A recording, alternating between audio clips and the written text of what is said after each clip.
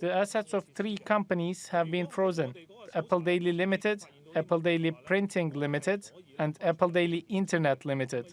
Those assets amount to $2.3 million in total.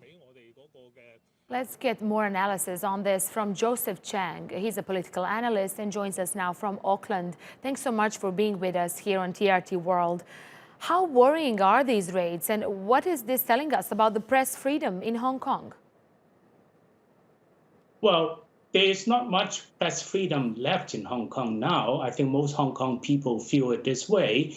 The radio television in Hong Kong has been much put under control of new leadership sent by the Hong Kong government.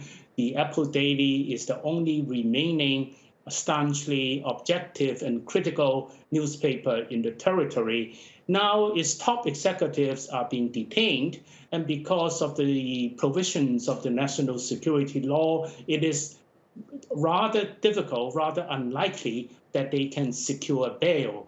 And the operating capital of Apple Daily and its associated companies have also been frozen.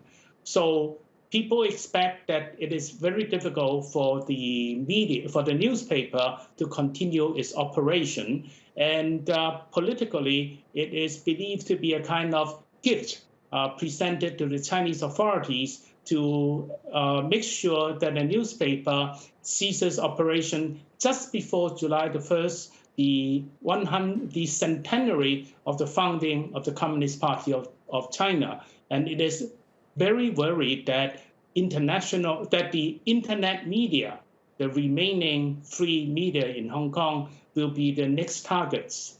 Right, extremely worrying, raiding the newspapers early in the morning.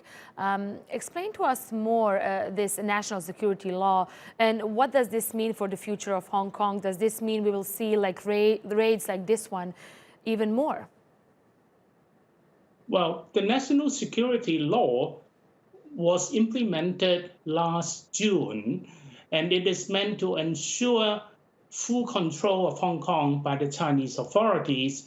There are very strict and scary provisions by this law. For example, those prosecuted will find it extremely difficult to secure bail, which means that, as in this case, the people prosecuted will be detained for a long while before the trial has actually begun. And then the scary part also includes that those accused, those prosecuted, may be sent to China to face trial, and if convicted, may have to serve their prison sentences in mainland China. And it creates a sort of deterrence effect on the community, ensuring that the people will not dare challenge the Chinese authorities and the Hong Kong government, and they simply have to toe the government line. Otherwise, there will be severe consequences, and the rule of law, as usually respected in Hong Kong, may not apply. It may not be able to provide the necessary protection of basic human rights and political rights for the people. Joseph, this is the first time, as we were mentioning earlier with Michelle, that the police has a warrant to conduct these kind of raids. So how can the journalists protect themselves in the future? There is now very, very little protection for the journalism profession. And I think together with teachers and social workers and so on, journalists are now the worrying group in Hong Kong. They are under a lot of pressure, and various types of independent investigations may catch the eye of the authorities and may attract a lot of pressure, as in this case.